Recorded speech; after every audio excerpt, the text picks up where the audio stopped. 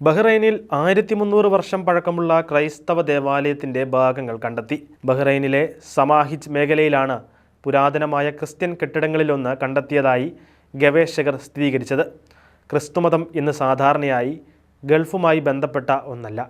എങ്കിലും പുതിയ കണ്ടെത്തലുകൾ നൂറ്റാണ്ടുകൾക്ക് മുമ്പ് തന്നെ ഇവിടെ ക്രിസ്തുമതം ഉണ്ടായിരുന്നതിൻ്റെ സൂചനയായി കണക്കാക്കപ്പെടുന്നു.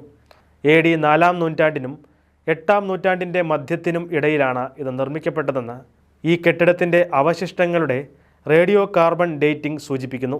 ജനങ്ങൾ ഇസ്ലാം മതം സ്വീകരിച്ചതോടെ ഈ സ്ഥലം ഉപേക്ഷിക്കപ്പെട്ടതാകാം എന്നും ഗവേഷകർ അനുമാനിക്കുന്നു. ഒരു ക്രിസ്ത്യൻ പള്ളി ആയിരുന്നതിൻ്റെ സൂചകമായി 3 കുരിശുകൾ ഇവിടെ കാണിക്കുന്നുണ്ട്. അവയിൽ 2 എണ്ണം കെട്ടിടത്തെ അലങ്കരിച്ചിരിക്കുന്നു. ബ്രിട്ടീഷ് ബഹ്റൈൻ പുരാവസ്തു ഗവേഷകർ നടത്തിയ ഖനനത്തിൽ ഒരു ഗ്രാമത്തിലെ ശ്മശാനത്തിൻ്റെ ഒരു കുന്നിൻ കീഴിൽ 8 മുറികളുള്ള ഒരു വലിയ കെട്ടിടവും കണ്ടെത്തിയിട്ടുണ്ട്. ചരിത്രപരമായി മാഷ്മാഹിഗ് എന്ന് വിളിക്കപ്പെടുന്ന സമാഹിജ് പ്രദേശത്തുൾപ്പെടുന്ന രൂപതയുടെ ബിഷപ്പിൻ്റെ താമസ സ്ഥലമായിരുന്നിരിക്കാം ഇതെന്ന് ഗവേഷകർ കരുതുന്നു.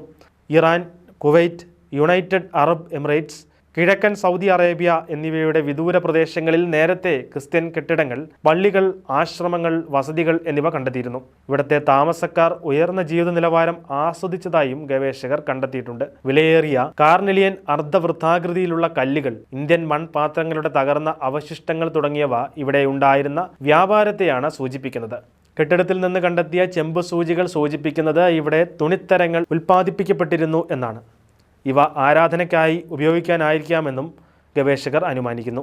എക്സറ്റർ സർവകലാശാലയിലെ പ്രൊഫസർ തിമോത്തി ഇൻസോളിൻ്റെയും Bahrain authority for culture and ആൻറ്റിക്വിറ്റീസിൽ നിന്നുള്ള ഡോക്ടർ സൽമാൻ അൽ മഹാരിയുടെയും നേതൃത്വത്തിലുള്ള പദ്ധതിയുടെ ഭാഗമായാണ് ഇവിടെ ഖനനം നടത്തിയത്.